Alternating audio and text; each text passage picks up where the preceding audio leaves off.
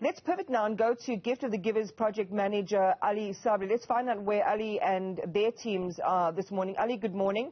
Just give us a sense of where you are at. We know that we can see some of your team members packaging things, and you have been out in the field distributing things like food and water.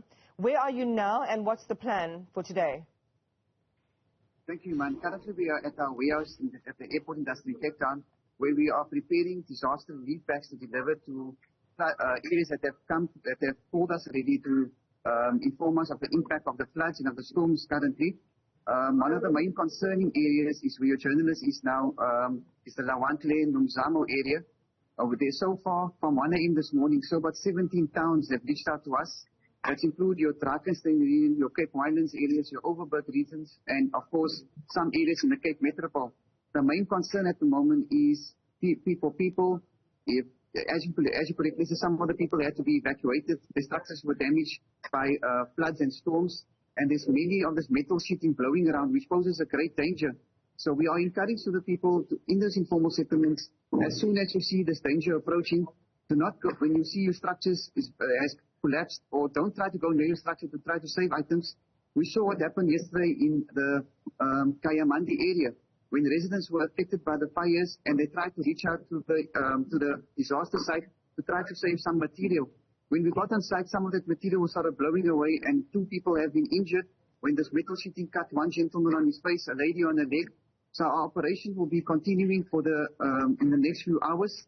We are dispatching 3 teams in 3 different directions. One team will be tackling on the N1, which is your areas like Paul, Wellington, Kayamandi. Another team will be dispatched on the N2, which will be your Newzroom area. And then one team will be concentrating on the Cape Metropole area to assist those informal settlements which has been highly impacted by the current level warnings and by the current storms. Sounds like a really, really busy day. And when you have as many moving parts as you do, Ali, with different needs, because we saw in one community, gale force winds, the uprooting of trees, heavy, heavy rain, potential for flooding there.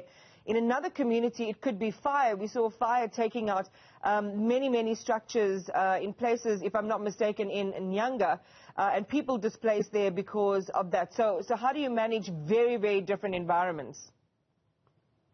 Okay, when it comes, our teams have been well trained to know what kind of disaster response to do in fire and floods. The main concern for fire has been it's guaranteed people will be losing all their belongings.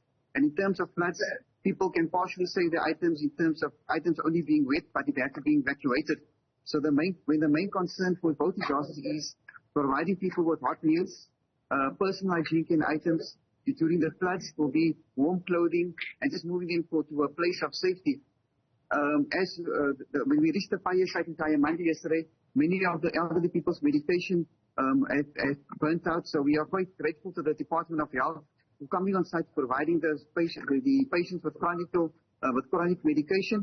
And our main concern at the moment is safety. The winds and hailstorms and winds are picking up at a rapid rate, and we are encouraging people to move to a place of safety, where there's a community hall or areas earmarked by your local disaster management teams. We follow people to follow that call to prevent the loss of life. And our main concern at the moment is we are running out of time in terms of humanitarian assistance being rendered to these communities, and our teams will be in the next few hours be on the ground to render that assistance.